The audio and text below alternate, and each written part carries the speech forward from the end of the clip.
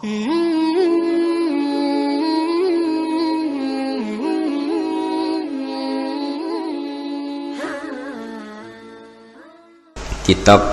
Kasyifatus Sajjah dikarang oleh Syekh Nawawi. Syekh Nawawi itu ulama top Indonesia yang hidup di Mekah, juga meninggal di Mekah. Dulu diantara kearifan buyut-buyut kami, leluhur kami, itu kalau cerita itu nggak apa-apa kamu mondok di Mekah di sana, tapi bawa pohon yang hidup di Indonesia. Jadi artinya membawa manhaj, metode dakwah yang bisa hidup di Indonesia. Ini penting kata Mbah Mun, karena wa ma arsalna min rasulin illa bilisani qaumi. Semua rasul diutus itu pasti sesuai kultur kaumnya. Saya punya sedikit cerita tentang kultur. Kultur itu nilai yang disepakati masyarakat, meskipun persepsi itu salah. Saya cerita sedikit tentang keunikan kultur. Nabi Yunus itu nabi. Di mana-mana nabi itu mengajak ke tauhid, ajaran yang benar ini. Dan dulu nabi itu nggak punya polisi, nggak punya densus, jadi nggak bisa nabi nyuruh yang nggak setuju tangkap, itu nggak bisa. Tapi punya Tuhan. Jadi kalau yang tidak percaya dakwahnya itu ancamannya azab. Dulu itu nggak ada polisi, nggak ada pengadilan, sehingga kalau ada kesalahan itu ancamannya itu akan turun apa? Azab, siksa itu. Sekarang kan kalau kita jadi pemimpin kan agak enak itu, punya keamanan, punya macam-macam lah. Singkat cerita, sudah dakwah sekian tahun itu umatnya nggak percaya kalau beliau seorang nabi, bahwa ajaran tauhid itu benar. Akhirnya cerita ini terkenal sekali, mungkin beberapa terputus ya, tapi terputus cerita ini saya ceritakan secara lengkap. Terus beliau cerita, ini waktu sudah lama saya dakwah, sudah lama saya sosialisasi itu tentang kebenaran, Anda tetap nggak iman ini 3 hari lagi pasti ada adab. 3 hari ada adab itu delalah masyarakatnya itu kepikiran, jangan-jangan iya itu. Nah ketika jangan-jangan iya itu diintip, rumahnya Nabi Yunus itu diintip, ya agak aneh. Diintip delalah orangnya nggak ada itu. Kalau Quran bahasakan abaqo itu minggat itu pergi nggak pamit ya. Itu bahasanya abaqo itu minggat, meskipun kita tidak mungkin membahasakan Nabi itu minggat, tapi dibahasakan tindakan kan tidak mungkin karena nggak pamit itu. Jadi harus dibahasakan minggat itu. Quran sendiri bahasakan abaqo. Nah cara berpikir masyarakat gini, kalau kampung ini mau dibalik sama Allah, mau ada adab, logikanya yang tahu akan ada adab itu pasti sudah pergi. Padahal Nabi Yunus pergi ini bukan karena takut adab, mangkel. Senyai suwi gagal seminggat ya kan gitu. Jadi ada kiai minggat itu ada dalilnya, karena dulu itu kalau mangkel itu suami mangkel istri itu ya harus minggat, istri harus minggat. Dulu itu ya boleh, maksudnya boleh itu ya kalau darurat ya minggat sedikit lah, tidak apa-apa. Nah Nabi Yunus itu minggat tadi, abaqo itu kalau dalam bahasa Arab pergi gak pamit ya. Kalau orang Jawa bilang minggat. Kalau itu sebenarnya saking mangkelnya, saking emosinya, beliau akhirnya meninggalkan kaumnya tanpa pamit. Tapi kaumnya itu menjadi tahu bahwa ini serius Yunus, buktinya dia agak berani di kampung, berarti mau ada adab betul itu. Dan efek positif dari teori itu, teori kultur tadi, kalau ada adab pasti dia pertama yang lari. Kayak dukun itu, kenapa kita tidak percaya dukun nomor itu? Itu kan paling yang minta nomor dulu ada SDSB itu, forecast itu kan paling salam templeknya kan 100.000, padahal dulu forecast itu berapa kalau menang? Kan miliaran ya, juta. Itu untuk kultur kita agak percaya dukun kan, ngapain ngumpulin uang 100.000, kalau dia tahu nomornya kan mendingan tombok sendiri gitu. Itu kan jadi Orang itu mesti punya teori umum untuk membenarkan sesuatu atau membohongkan itu. Akhirnya umatnya Nabi Yunus itu iman. Iman itu artinya percaya kalau ini tidak main-main. Buktinya Nabi Yunus gak berani di situ. Akhirnya mereka tobat.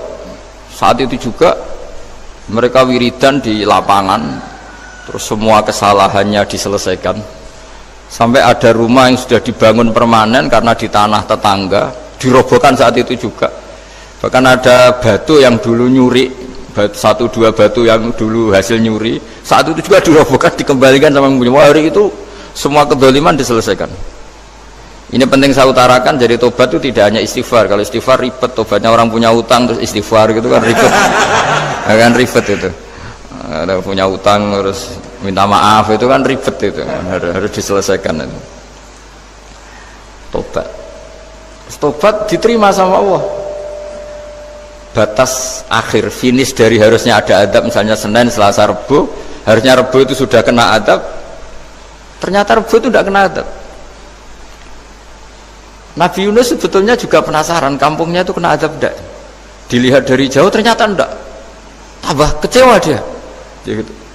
Wah, ini saya kalau pulang pasti dibunuh karena saya dianggap pembohong. Di masyarakat situ ada aturan, siapa yang bohong dibunuh. Padahal Nabi Yunus ngumumkan nanti Rebu ada azab, kira-kira gitulah.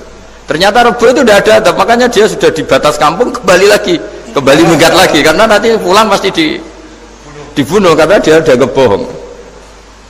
Ya akhirnya masyhur itu, terus dia ikut nelayan sekenanya, yang penting lari dari kampung, ikut nelayan sekenanya. Zaman itu, ini saya ulang lagi, zaman itu nanti ini efeknya nanti ke tauhid. Zaman itu para nelayan tuh kayak sepakat kalau ada kapal atau perahu kok mau tenggelam itu pasti ada yang minggat. Artinya minggat itu pergi tidak terhormat itu. Terus fasahama fakana minal mudkhadin. Nah dulu tuh orang sudah punya peradaban, ini cerita kultur, sudah punya peradaban. Ya sekarang gini, kalau nyemplungkan salah satu kan tidak adil diundi. Ternyata yang keluar dia Nabi Yunus. Terus mereka tahu ini orang nggak pantas dikorbankan. Dan Nabi di mana-mana itu ganteng. Memang Allah itu punya sunnah itu unik. Nabi itu harus paling ganteng di kampungnya. Nasabnya juga harus paling baik. Kabar-kabarnya juga istrinya harus paling cantik. Itu memang aturannya gitu. Nggak tahu saya. Dulu saya juga janggal. Kenapa Nabi aturannya harus gitu? Tak angen-angen di pemimpinnya elek isin itu. Maksudnya misalnya pemimpin dia pasak keriting itu kan piye gitu rasanya itu. Jadi Nabi itu pasti itu paling ganteng di kampungnya, terus dari nasab ya terbaik, terus rata-rata istrinya itu ya selain solihah itu ya paling cantik. Karena ya dibully kan, sawar tidak jadi Nabi, bujune elek kan ya ribet kalau misalnya ada yang bully gitu kan juga ribet. Singkat cerita terus dia akhirnya ditenggelamkan, dibuang karena beliau seorang nabi. Faltaqamahul khut, beliau ditelan ya. Iltiqam itu tidak digigit, ditelan ya. Karena ditelan beliau tidak ngalami dikunyah, ditelan. Iltiqam itu ditelan karena beliau seorang nabi. Di dalam batnil khut itu di perut itu dia wiridan, dan barokahnya wiridan itu perut ikan ini menjadi masjid. Dia nyaman di situ, nyaman karena terus ngalami karomah lah. Andikan wali itu ngalamin karomah. Nah kesimpulan dari cerita ini itu apa? Masyarakat itu akan selalu dengan kulturnya sendiri. Para nabi juga punya kultur sendiri, dan Allah yang ngelola itu semua. Saya ulang lagi, Allah yang ngelola itu semua. Makanya terus dua kultur ini kalau Allah menghendaki itu gampang sekali. Akhirnya yang terjadi apa? Nabi Yunus jadi kasih sanksi Allah karena pergi tidak pamit. Masyarakatnya justru enggak, karena tobat. Dan tobatnya masyarakatnya ini karena kekeliruan Nabi Yunus. Keliru dengan makna bukan dosa. Andaikan Nabi Yunus saat itu kok di rumah ingin menyaksikan adab, itu masyarakat mesti gak percaya kan ada adab. Mau ada adab kok dia di rumah gitu. Jadi unik, Allah cara ngelola masyarakat itu unik. Nah, dari keunikan-keunikan cara Allah ini kemudian lahirlah ilmu yang bernama ilmu tauhid, ilmu tawakal, ilmu pasrah nang pangeran itu. Karena kemarin pas Pak Yusuf sama Bu Sulis sowan saya itu tak beri cerita agama itu milik Allah. Sehingga teori yang dikatakan manusia itu ya teori saja, tetap semua itu di tangan Allah. Ya saya saat itu cerita, misalnya saya ditanya, ini besi, materi besi dengan kaca itu kuat mana? Mesti kita menjawab kuat besi. Tapi saya yang mengendalikan besi dan kaca. Ternyata saya punya merencanakan menghancurkan besi, menetapkan kaca ini tak simpan, akhirnya puluhan tahun. Yang ini saya rencanakan saya hancurkan itu. Andai kan si yang menjawab tadi tahu rencana saya, mesti kuat bilang kuat kaca. Kan? Makanya contoh paling gampang tadi. Dinosaurus itu hewan paling kuat malah musnah itu. Pitik yang nggak kuat sampai sekarang. Karena Allah bikin dinosaurus itu punya rencana dihancurkan itu. Sementara ayam enggak, gue rame-rame dunia gitu. Sehingga ya sudah. Nah, agama itu seperti itu. Agama itu sesuai rencana Tuhan. Sehingga ini cerita Nabi. Sehingga Nabi itu kadang nggak tahu bedanya antara sesuatu yang punya data, punya apa ya, perangkat-perangkat untuk menuju A misalnya, itu nggak tahu bedanya. Jadi kalau Nabi ditanya misalnya gini, onta itu lahir dari betinanya, dari indukannya bisa, ya bisa. Lahir dari batu, jawabnya ya bisa. Kalau dia seorang Nabi pasti jawab bisa.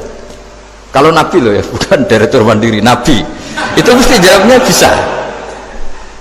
Jadi kalau Nabi ditanya mata air itu keluar dari bumi kedalaman 7 meter, bisa. Keluar dari sini, dari meja, jawabannya ya bisa. Karena Nabi itu saking dekatnya Allah, tahu betul bahwa perangkat di dunia ini tidak bisa mendikte Allah. Semua itu kehendak Allah. Logika yang terbangun Nabi itu sebenarnya gampang ya. Kalau kita teliti itu hanya gampang, itu sesuatu yang benar itu pasti bisa dijelaskan secara gampang.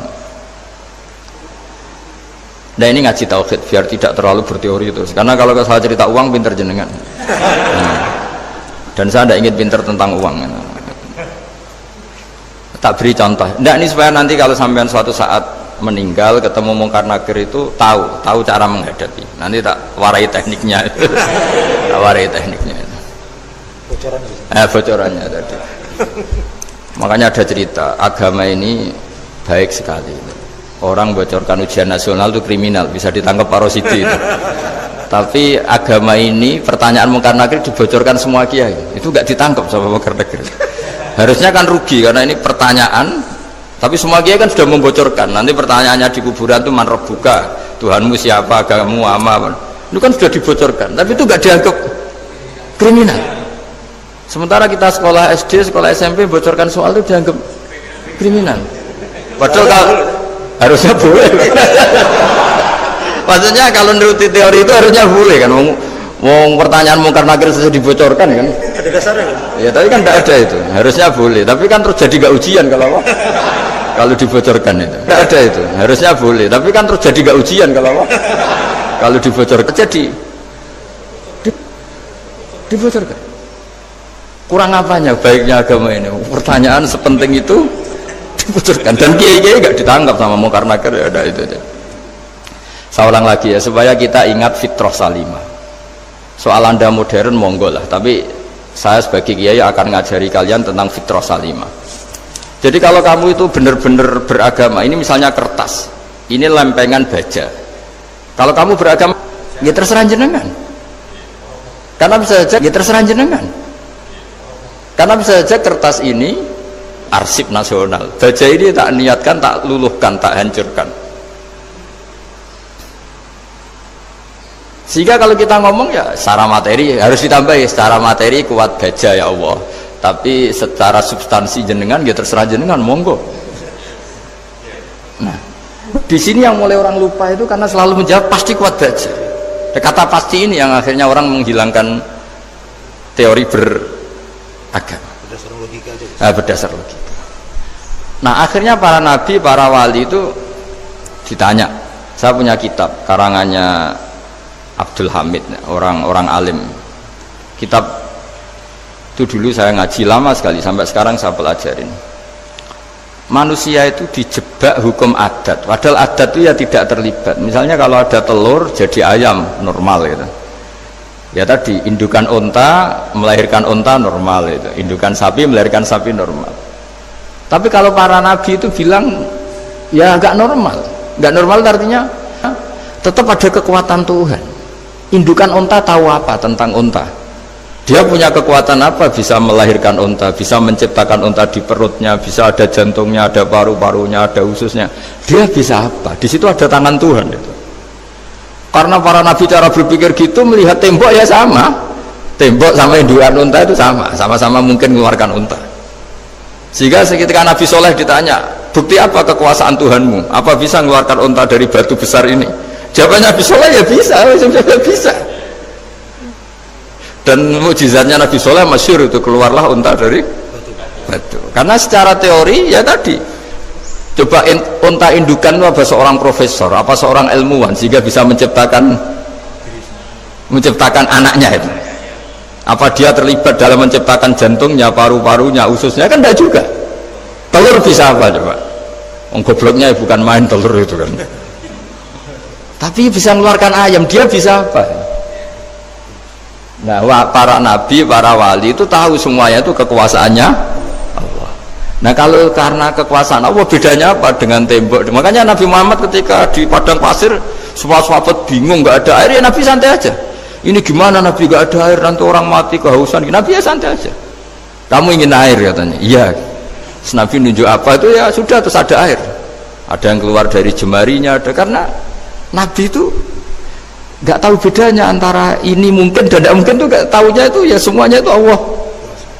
Kalau kamu kan nggak, wah daerah gini nggak mungkin ada air, ini kan padang pasir, air itu biasanya di daerah hutan gini, malah berteori macam-macam, seakan-akan tidak ada Tuhan. Jadi kalau orang nggak bakat wali pasti berpikirnya gitu.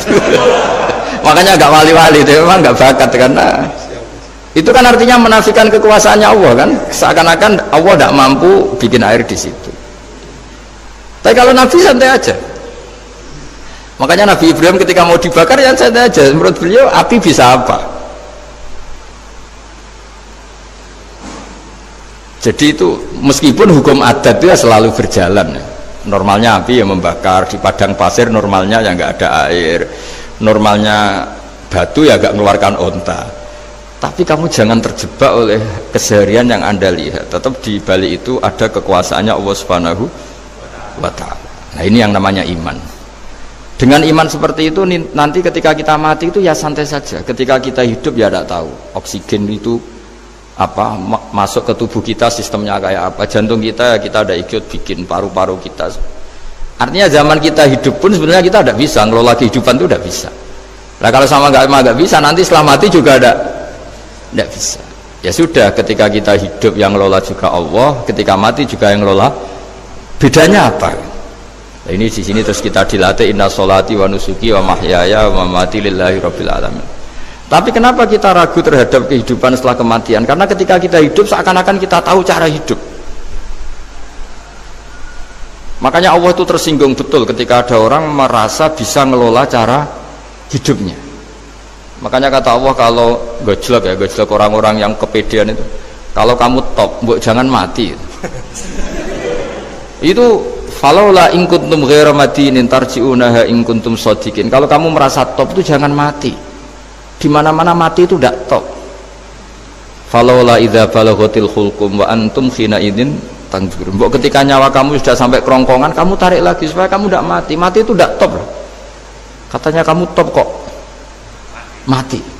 Jangan mati. Kalau top itu jangan mati, jangan miskin, jangan tua, jangan jadi jelek, pokoknya top terus gitu. Itu digosok sama Allah. Tapi orang itu lupa bahwa nah ketika sehat begini kita seakan-akan ngelola kehidupan. Nah gara-gara merasa ngelola seakan-akan kalau mati lalu saya gimana ya kalau mati? Di kuburan ngapain? Terus kantornya gimana, kerjanya di mana? Ya udah usah begitu.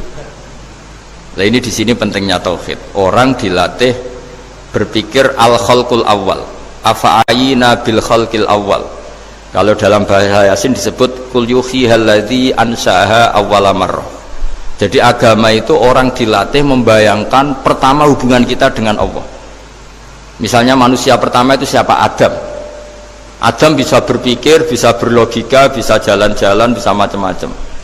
Tapi andaikan Anda jadi Nabi Adam, mesti melihat kekuasaannya Allah itu begitu nyata, karena saya materinya dari tanah, ternyata saya bisa berpikir. Betapa kudrohnya Allah, kekuasaan Allah, tanah yang benda mati bisa berpikir. Sekarang jadi saya.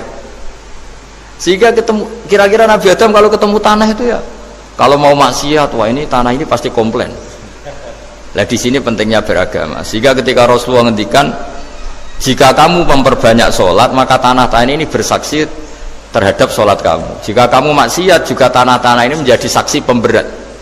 Itu kamu tidak jagal sama sekali, karena manusia pertama yang bernama Adam yang bisa berpikir itu materinya dari tanah. Jika kita tidak janggal ketika tanah disetatuskan bisa bersaksi. Tapi setelah kamu berpikir tanah itu bisa dicangkul, bisa dijadikan berhala, dijadikan kendi, dijadikan macam, seakan-akan tanah itu ya benda yang tidak penting. Tapi Nabi itu beda dengan kalian. Nabi tahu betul tanah ini makhluk Allah yang bisa berpikir.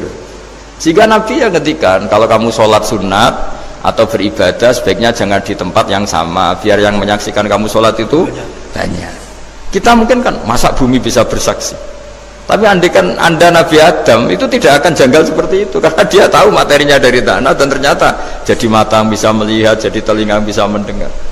Makanya Allah selalu mengingatkan, ingatlah al-khalqil awal, afayina bil khalqil awal. Karena khalqil awal ini yang menjadikan apa? Fitrah beragama yang baik. Sehingga ketika orang Yahudi bilang nggak mungkin Nabi Isa itu nggak anak zina, wong ibu kok tanpa bapak, anak kok hanya ada ibu tanpa bapak. Allah cara menjawab, inna masalah Isa intawoy kamasali Adam. Jika kamu protes ada Isa karena tanpa bapak, ya protes dengan Nabi Adam tanpa ibu tanpa bapak. Nah ini diingatkan al-khalqil awal. Makanya Yasin bilang kul yuhyihalladzi ansha'aha awwalamar. Awal-amar itu kamu harus berpikir ketika hubungan kamu sendiri dengan Allah zaman sebelum ada semua. Jadi misalnya alam raya ini, bumi sebesar ini, masa suatu saat terus hilang, hancur, nggak berbekas. Ingat saja, bumi ini mulai dulu ya nggak ada, diadakan oleh kekuatan besar yang super ada, yaitu Allah Subhanahu wa Ta'ala. Nah di sini kenapa faham-faham ateis itu hilang di dunia, meskipun ada itu karena saking mungkin kurang peradaban. Makanya guru-guru kita mulai zaman Nabi Adam sampai sekarang itu cara berpikir sederhana. Bumi ini kadung ada, di mana-mana sesuatu yang ada pasti disebabkan yang lebih ada. Kan nggak mungkin bumi yang ada kemudian penciptanya itu udah ada. Itu kan ngajak goblok bareng gitu kira-kira gitu. Sok sesuatu yang ada disebabkan oleh sesuatu yang tiada. Maka guru-guru kita ngajari pertama sifat Allah itu wujud, karena ini wujud super atau kausa prima, terus kiai bilang wajibil wujud. Wajibil wujud terjemahan bebasnya ya wujud super.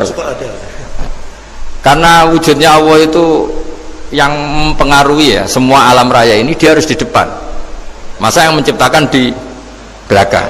Makanya terus disifati qadim. Qadim itu harus lebih dulu atau awal. Makanya ketika Fir'aun ngaku Tuhan itu cara membatalkan Nabi Musa itu sederhana.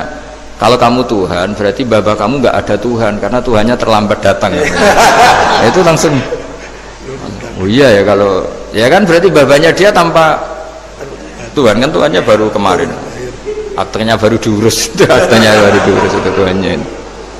Makanya Fir'aun itu akhirnya Nabi Musa punya pengaruh besar di kalangan punggawa Fir'aun. Karena ketika debat terbuka itu punggawanya dengar, akhirnya mereka iman sama Nabi Musa. Ini disebut wa qala rajulun mu'minun min ali fir'auna yaktumu imana. Banyak yang diam-diam ini iman karena logika Fir'aun jadi Tuhan itu nggak masuk akal. Yang benar adalah Tuhannya Nabi Musa. Nah orang-orang ini itu ya dibilang nggak loyal ya, pokoknya dia iman. Dan dia juga yang ikut rapat, besok Musa tangkap. Karena mereka sudah iman sama Musa, terus sebelum eksekusi itu datang, ini datang ke Musa. Tadi malam saya ikut rapat, keputusannya Anda ditangkap mau dibunuh, jangan lari saja dulu. Jadi kan nggak bisa disebut pengkhianatan, kan ini orang baik.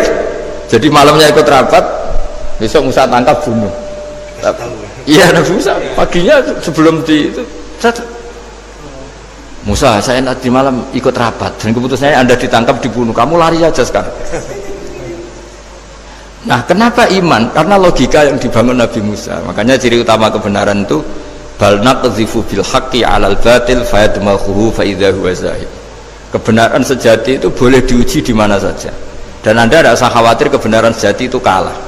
Pasti menang. Kalau kebenaran itu kebenaran sejati pasti menang. Ya, di sini terus ada ulama-ulama kayak banyak lah, termasuk di Indonesia kayak Pak Quraisy Shihab, kayak yang nyaman saja anak-anaknya di luar negeri karena merasa kebenaran sejati itu tidak akan kalah. Sehingga ketika ada negara yang begitu maju, saya pernah ditanya sama orang yang kuliah di Inggris, di Swiss, Gus, saya ini kan orang Indonesia tapi pengagum negara Swiss, Swedia, negara di sana itu makmur, terus tertib, bagaimana saya tetap mencintai Islam yang secara lahir itu kadang-kadang beberapa negara Islam itu kacau. Ada seorang mahasiswa tanya gitu, dia tanya cara ingat Allah, ya membela Islam kira-kira gitu. Terus saya berita, tak kasih tahu dia, ketika Anda muji negara-negara itu makmur, sejahtera, itu sebetulnya tetap utang jasa terbesar itu sama Tuhan. Pejabat bisa apa ketika Allah misalnya nggak bikin air? Negara bisa apa misalnya ketika Allah itu nggak bikin oksigen? Tetap semua ketertiban itu karena kehendak Allah. Berarti utang jasa kamu di negara manapun tetap sama Allah, bukan pada yang lain. Bahwa ada hukum sosial manusia, oke lah, kedua ketiga dia harus terima. Hanya dia sadar. Nah, masalahnya kita ketika di negara yang makmur gitu, pikiran kita presidennya hebat, menterinya hebat, tata sosialnya hebat. Oke, nggak apa-apa, muji manusia itu nggak apa-apa. Tapi tetap itu semua di bawah muji Allah Subhanahu wa Ta'ala. Ada air begini ciptaan Allah, ada oksigen sehat ciptaannya Allah, sehingga muji pertama itu kepada apa artinya kehebatan manusia ketika ada gempa besar, ada likuifaksi, ada macam-macam. Nah, maksud saya ngaji di sini ingat Allah itu dengan cara seperti itu, sehingga ketika kita hidup di negara manapun ya utang jasa pertama pikiran kita sama Allah Subhanahu wa Ta'ala. Tapi kalau enggak, kamu terjebak hukum adat tadi, di mana-mana ayam itu yang mengeluarkan telur, telur mengeluarkan ayam, nggak bisa bantu batu ini mengeluarkan ayam, keliru kamu. Ketika ayam mengeluarkan telur, memangnya ayam itu bisa? Apa dia berpikir sekolah dulu gimana ya cara punya telur? Kan ya enggak juga, tidak berkehendak juga. Apa ketika mata kamu bisa melihat terus kamu merencanakan gimana ya mata supaya bisa melihat? Ya tahu-tahu sudah melihat. Nah, di sini disebut afa'ayina bil khalqil awwal ansa'aha awalan marrah wa huwa alladhi yabda'ul khalqa tsumma yu'iduhu wa huwa ahwanu alaih. Allah selalu mengingatkan, nah iman yang baik itu iman yang seperti saya utarakan tadi. Kamu ingat kekuasaan Allah ketika belum ada apa-apa. Belum ada apa-apa ya Allah bikin manusia itu dari tanah, bikin ayam ya dari tanah, bikin sapi ya dari tanah, bahkan semuanya dari ketiadaan. Nah, dengan iman seperti itu, nanti kalau kamu ngaji hadis, Nabi bisa mengeluarkan air dari apa? Dari jemarinya. Terus Nabi Ibrahim dibakar gak apa-apa. Nabi Soleh bisa mengeluarkan unta dari batu besar. Nabi Musa bisa menyibak laut hanya dengan tongkatnya. Itu semuanya kamu tidak jangka. Karena tadi ingat bahwa kekuasaan Allah itu tidak terbatas. Itu cara iman yang benar. Sehingga nanti ketika kita mati juga gitu. Ketika kita hidup ya tidak bisa ngatur jantung kita, paru-paru kita, pasti sama lah. Setelah kita mati juga tidak bisa ngatur, yang hanya ngatur Allah Subhanahu wa Ta'ala. Hidup kita dalam kendali Allah, mati kita dalam kendali Allah. Ya sudah, terus kita mati ya nyaman saja. Saking nyamannya itu orang-orang soleh kalau mati itu jarang berdoa. Bukan karena apa-apa, kalau berdoa itu resikonya kan gini, mustajab ndak ya, dikabulkan ndak itu. Itu menjadikan setan punya peluang masuk, diganggu gitu. Makanya ajarannya Nabi, mangkana akhiru kalami la ilaha illallah wa fi riwayatin Allah dakhalal jannah. Jadi kalau mau mati bersaksi saja, sudah ini enggak saatnya berdoa, saatnya bersaksi. Makanya hanya disuruh bilang Allah, Allah, Allah. Dan supaya ini menjadi akhir kalimat. Sehingga nanti keren lah. Ketika ketemu Allah, apa akhir kalimat kamu yang kamu lafadzkan Allah, Allah. Sehingga di kitab-kitab diterangkan ketika orang tua kamu mau mati sudah bilang Allah, jangan tanya catatan hutang di mana ya? Tabungannya di mana ya? Terakhir jawab mandiri terus mati lah. Gak boleh ditanya lagi. Sekali ditanya nanti akhir kalimatnya mandiri. Nah, itu gak boleh. Jadi sekali sudah bilang Allah jangan ditanya lagi. Pak tabungannya di bank mana? Gak boleh. Bahayanya sekali jawab mandiri terus mati berarti akhir kalimatnya itu ya mandiri. Makanya harus akhir. Jangan nanti statusnya itu mangkana akhiru kalami, memang akhir dari yang dikatakan itu kata Allah. Nah sebetulnya teks hadis itu la ilaha illallah. Ini pinternya Kiai Jawa. Lagi-lagi kembali ke kultur. Kiai Jawa itu kiai yang bisa modifikasi kultur. Sebetulnya kalimat hadis itu yang masyhur, itu yang populer itu la ilaha illallah. Tapi Kiai Jawa itu, dan itu ngikuti kitab-kitab Arab juga, kitab-kitab. La ilaha illallah itu resikonya tinggi karena di situ kan tiada Tuhan yang berhak disembah kecuali Allah. Ada kata la ilaha ini. Nah takutnya pas la ilaha sudah mati. Nah karena itu ada resiko la ilaha gak khatam, berarti tiada Tuhan. Nah, sehingga karena ini dianggap riskan, ya terus Kiai Jawa ngajari sudah lah, gak usah kepanjangan ya sudah Allah. Jadi itu sudah agak-agak rekayasa lah, agak-agak istihad gitu. Maksudnya istihad itu sebenarnya teks panduannya itu la ilaha illallah. Teks panduannya. Tapi kiai-kiai itu tentu yang paling tahu tentang kehendak Nabi karena nekuni ilmu itu lama sekali. Kita ngikuti cara-cara ditentukan para kiai. Karena tadi la ilaha illallah itu kan ada kalimat yang tadi ya, tiada Tuhan kan. Nah kata tiada Tuhan ini yang dianggap riskan kalau nggak khatam. Daripada potensi itu terus kiai-kiai ya agak-agak improvisasi lah, itu memang ya sudahlah Allah. Nah supaya itu menjadi akhir kalimah, ya saya ulang lagi menjadi apa? Akhir kalimah. Setelah itu kata kitab-kitab jangan tanya hal lain. Ya sekali ditanya nanti dia akan ngelafatkan hal lain itu. Ya tadi misalnya tabungannya di mana gitu kan. Misalnya sini.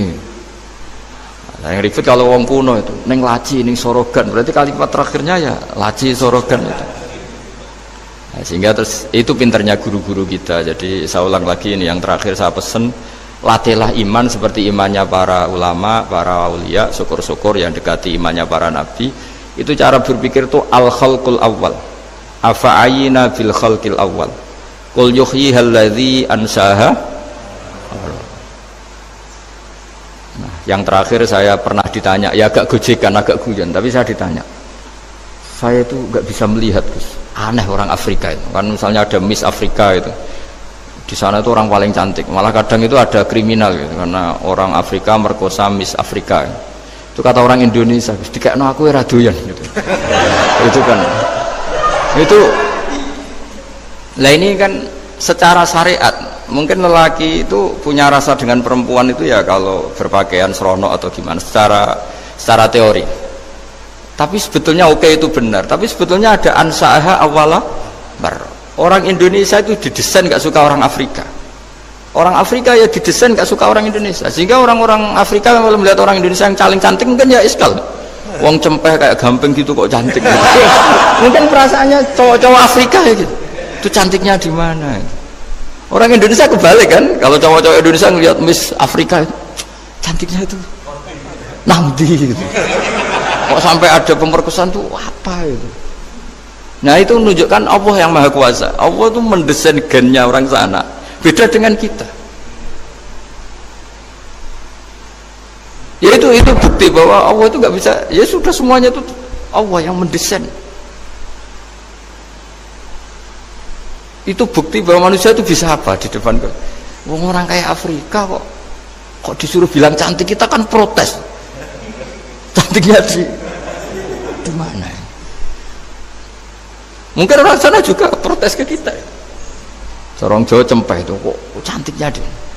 Itu orang-orang Indonesia kalau melihat bule cantik itu kan ketemu kan janggal. Orang-orang Jogja bule wayune nang ndi gitu.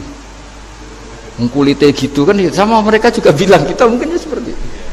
Itu namanya didesain ansaaha awal apa? Marrah. Sudah memang desainnya seperti itu. Nah di sini supaya kita ingat. Nah, ingat bahwa hati juga gitu.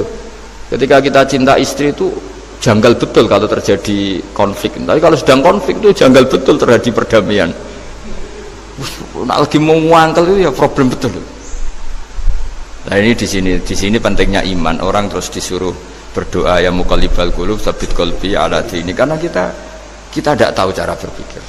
Ada perempuan cantik sering merengut, pecintanya ya banyak, dianggap pemikir serius.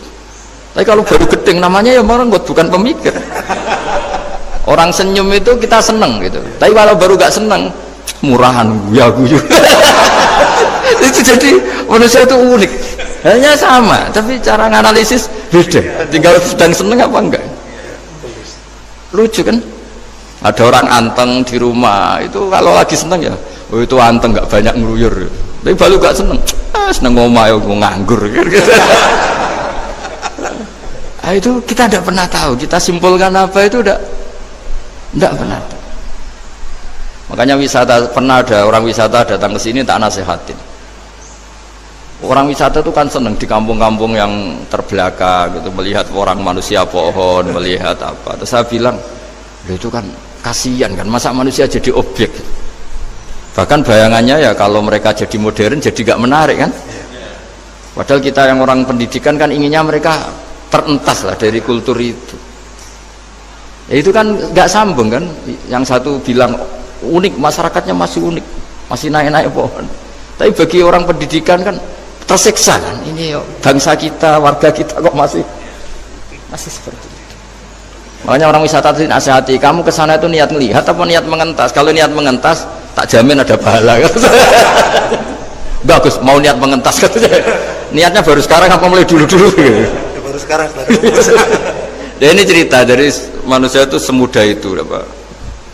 Nah, setelah kamu ngaji ini, kamu tidak akan janggal terhadap kenapa Nabi itu begitu santai. Ketika tadi makanan misalnya satu wadah itu cukup untuk orang 300. Sampai Jabir yang ngundang Nabi kan hanya kambing kecil, cukup orang 6. Ternyata Nabi ngajak orang 300 lebih. Tapi Nabi bilang ya sudah semuanya makan cukup. Kata-kata Nabi kan, zaman dulu belum ada beras, belum ada Allah itu bisa kok mengenyangkan malaikat tanpa makan gitu. Susahnya apa ngenyangkan manusianya dengan nasi sedikit itu ya Nabi ya santai aja, semuanya kenyang santai. Ya ini itu iman-iman yang sudah benar-benar awal amarah, sudah Allah tidak harus terdikte oleh nasi. Kalau nasi sedikit harus cukup orang sedikit, kalau banyak harus orang banyak. Allah tidak perlu kena aturan itu semua, tidak perlu. Misalnya ini Tuhan kata kok kamu atur itu gimana, tidak bisa. Ya Pak Bakarangkahnya ngaji ini insya Allah Anda setelah baca mukjizat keramat itu tidak istilah. Ya saya kira demikian. Assalamualaikum warahmatullahi wabarakatuh. Waalaikumsalam warahmatullahi wabarakatuh. Terima kasih sekali Gus Baha atas tausiahnya. Perinfo dari panitia ada ratusan pertanyaan Gus. Tapi ya sudah ditulis panitia 2 pertanyaan aja Gus. Wah banyak betul. 2 Gus. Baik, saya bacakan langsung 2 atau satu-satu Gus?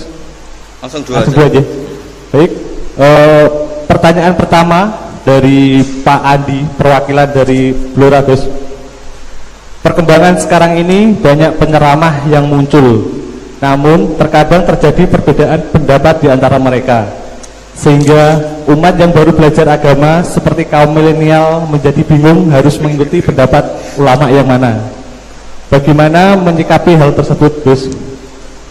Pertanyaan pertama. Pertanyaan kedua dari area Solo Gus, dari Ahmadi Nugroho. Bagaimana cara kita berbakti kepada orang tua yang sudah meninggal, di mana semasa hidup orang tua kita pernah meninggalkan sholat? Pernah meninggalkan? Kalau sering itu. Pertanyaannya, apa yang harus dan sebaiknya kita lakukan sebagai anak Gus? Bagus. Yang ngaji di sini itu banyak ya, mulai yang menekuni bisnis apa saja lah, termasuk yang di Grab ya, termasuk Pak Polisi kadang yang ngaji terus ya nggak apa-apa. Dan semua saya itu termasuk kiai yang nggak pati suka ada pertanyaan, bukan karena apa ya, makanya tak batasi 2. Karena pertanyaan itu biasanya itu dipikir dari rumah, terus tema yang pokok itu gak pati di rumah, no sementing kok iso takok. Iya, sehingga itu ya. Ini lama-lama yang jada tanya, caranya pejabat jodoh kan ribet nanti itu. Makanya ya, tapi ya seneng saya ada pertanyaan ya seneng. Cuma kenapa saya tidak membuka terbuka karena tema kita kan kiai ya, kiai itu kayak dokter, tahu misalnya saya tadi tema itu supaya orang itu tauhidnya kokoh dengan karena zaman akhir itu yang paling mengkhawatirkan itu apa? Tauhid gitu. Tapi kalau tanya ini diberi hak, itu orang kan sudah punya pikiran sendiri mau ditanyakan, padahal itu subjektivitas dia. Sehingga tanya ya sudah sekadar. Tapi ya nggak apa-apa, tetap saya senang. Cuma nggak boleh banyak-banyak. Dua itu sudah kebanyakan. Yang kedua tak jawab serius. Ketika kita punya orang tua yang punya hutang, itu yang dibahas Nabi itu hutang dulu. Itu karena hak adami. Hak adami itu tuntutan. Jadi kalau dalam kitab fikih itu ada istilah haqqullah mabniun alal musamahah wa haqqul adami mabniun alal musyahah. Jadi kalau hak Allah itu Allah lebih rileks. Karena Allah itu tidak butuh disembah, tidak butuh dipuja-puja. Allah sudah terlalu besar. Al-Qayyum sudah besar sendiri. Sehingga Allah itu mudah, ngabaikan haknya itu mudah. Tapi kalau hak adami, bawaan manusia itu kalau hartanya dibawa orang itu ingat terus. Sehingga harus diselesaikan. Maka Nabi kalau mau mensolatkan jenazah tanya punya utang enggak.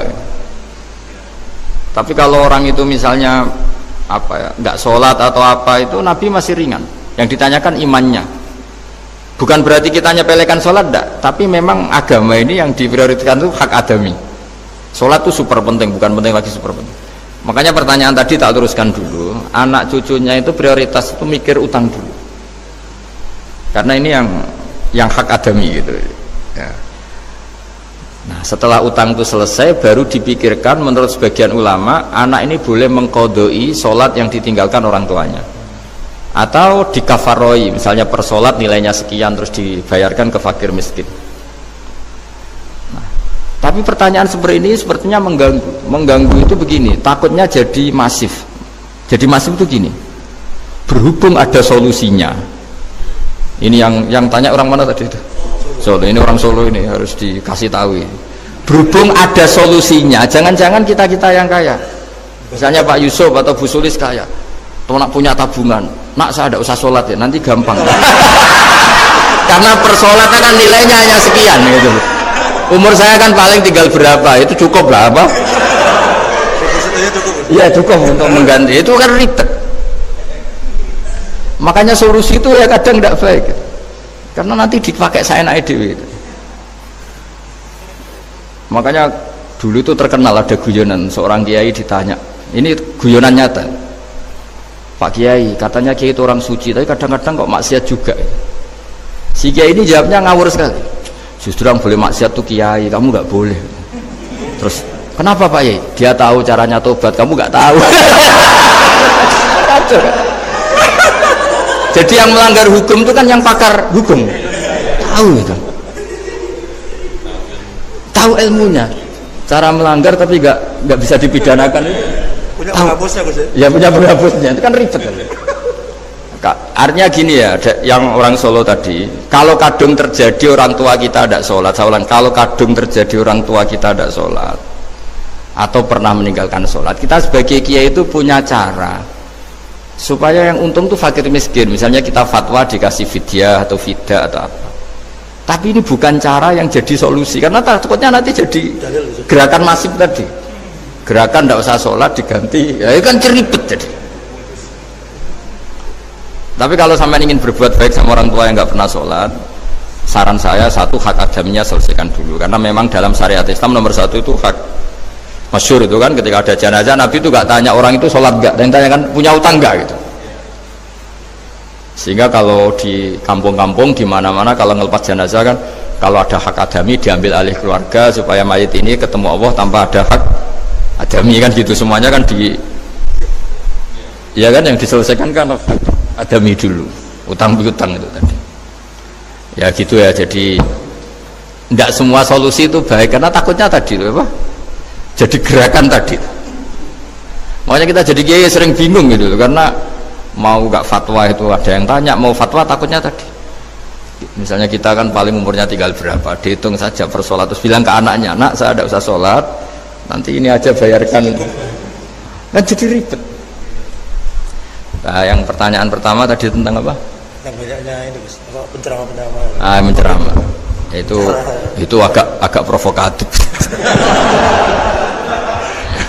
Beda itu ada dua, beda karena bodoh. Nah, itu memang harus kita tinggalkan. Yang beda karena bodoh. Ada beda karena rumus ilmu. Itu harus kita hormati. Saya punya sekian bukti beda ya kalau karena bodoh tentu kita tinggalkan. Tapi kalau karena rumus ilmu yang beda, misalnya gini, saya kiai yang lama di kota, saya kan lama kerja di Jogja. Mungkin perasaannya orang kota itu kalau ketemu tetangga, misalnya saya kiai, udahlah kalau ketemu tetangga itu gak usah tanya. Ya kalau ketemu biasa aja, gak usah tanya, gak usah ramah, biasa aja. Itu mungkin bagus nasihat itu di kota, karena kalau di kota itu ketemu tonggo takok badhe tempundi mau kemana itu ganggu privasi. Jika bagian dari kebaikan baik sama tetangga ya jangan tanya, karena itu ganggu apa? Privasi. Tapi kalau di kampung dianggap sombong kan nggak tanya. Nah hal-hal seperti ini itu perbedaan karena ilmu. Memang di kota kulturnya seperti itu, di kampung seperti ini. Nah itu bukan perbedaan karena kondisi muqtadul hal, memang kondisinya berbeda. Ya kondisinya apa? Berbeda. Misalnya saya sebagai kiai kan bayangkan kiai itu suka lah ngaji ibadah. Terus kamu karena orang kota sukanya pizza, terus Gus kesini Gus ayo naik makan pizza bareng, kan saya malah terganggu. Kamu niatnya hormat tapi ganggu karena sehingga dulu sahabat, ini cerita sahabat, ada sahabat yang ditanya tabiin itu generasi setelah sahabat, sifli wajah Rasulillah, tolong jelaskan ke kami wajah Rasulillah Shallallahu Alaihi Wasallam. Ini sahabatnya nangis. Oh maaf sekali, saya tuh gak pernah melihat wajahnya Nabi meskipun saya berpuluh-puluh tahun jadi sahabat, juga gak pernah sowan Nabi. Saya sering jamaah sama beliau, ditanya kenapa, saya itu sungkan, beliau terlalu wibawa. Jadi bentuk penghormatan sahabat ini kepada Nabi justru gak berani melihat wajahnya. Dan bukti penghormatan pada Nabi, dia gak pernah sowan. Nabi itu punya anak, punya istri, punya cucu, kalau sowan tuh ganggu. Jika dia cara berpikir ya itu bentuk hormatnya, ya itu ya sah saja dia cara berpikir ditakdir begitu. Tapi ada beberapa sahabat yang justru saking cintanya sering melihat wajah Nabi, sering sowan Nabi, itu hanya dia cara berpikir begitu. Nah kira-kira seperti itu. Jadi perbedaan itu ada dua, ada yang karena bodoh itu tidak kita ikuti, tapi ada perbedaan karena pengetahuan. Ya kalau karena pengetahuan harus kita ikuti, karena memang itu ya itu kan urusan sudut pandang. Dulu ketika Mekah dikuasai Sayyidina Umar, setelah Fathu Mekah dan Umar sudah kuat betul, itu banyak sahabat yang dulunya orang Mekah itu sama Umar disuratin, cobalah kembali ke Mekah. Di Mekah itu kamu sholat di Masjid Haram sebagaimana 1000 sholat, sekarang Mekah aman milik kamu, silahkan kembali ke Mekah. Tapi jawabnya sahabat tuh nggak mau. Paling di Mekah hanya dapat pahala 1000 sholat, tapi kalau mengislamkan orang di daerah-daerah pedalaman itu dakbul ambiya. Ciri khas Nabi itu yang membenarkan orang itu, bukan di satu tempat. Terus sampai nambahi surat ini, wa'alam anal ardo lam tuqaddis ahad, dan bumi itu tidak bisa loh mensucikan orang. Abu Lahab itu orang Mekah, Abu Jahal orang Mekah, tapi tetap begitu. Akhirnya jenis ini berpikir, ya sudah agak di Mekah nggak apa-apa. Andai kan Mekah itu bisa mensucikan orang, nggak ada Abu Jahal, nggak ada Abu Lahab. Akhirnya para sahabat nggak kembali ke Mekah, tapi berkelana ke Syria, ke Sam. Akhirnya ada Islam di mana-mana. Tapi ada juga yang Mekah itu kota suci, harus diisi orang-orang suci supaya yang brengsek-brengsek nggak di sana. Ya sudah, cara berpikir begitu. Nah ini cerita ya. Jadi sudah, kalau perbedaan karena ilmu, ya sudah memang karena ilmu. Nah itu nggak apa-apa. Nah kalau sampean tanya, lalu bedanya apa guys? Yang beda karena ilmu, karena ya lihat saja, kalau dia orang pinter bacanya banyak berarti bedanya karena ilmu. Tapi kalau nggak pinter kok berbeda, ya berarti karena tidak tahu.